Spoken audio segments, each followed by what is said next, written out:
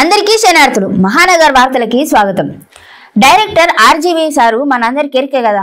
ఒకప్పుడు పవనాలు సార్ మీద ఎట్లా ఒగిటోడ అందరికీ ఎరికేనాయి। కొన్ని సార్ల వీరాభిమానులకు కూడా అవి టూ మచ్ అని అనిపించేది। పవన్ ఒగడడానికి మాటలే లేనట్టు కొత్త పదాలు కూడా సృష్టించి మరీ ట్వీట్లు వేసేటోడు। గోసంటు మనిషి తర్వాత కాలంలో వైఎస్ఆర్ కాంగ్రెస్ పార్టీల పే రోల్ కి పోయి పవన్ వ్యక్తిత్వ హనానికి ఎంతగా ప్రయత్నించిండో మనందరికీ ఎరికే।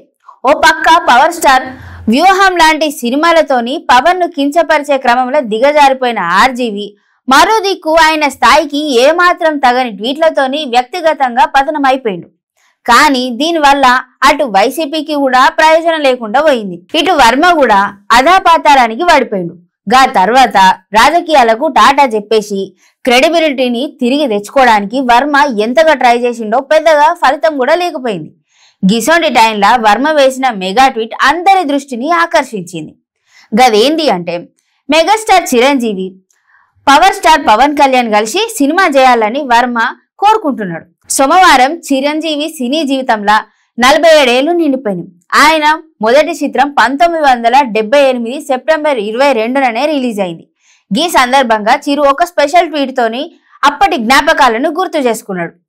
అట్లనే ఆయన మీద ప్రేమ చూపిస్తున్న అభిమానులకు కూడా కృతజ్ఞతలు చెప్పిండు।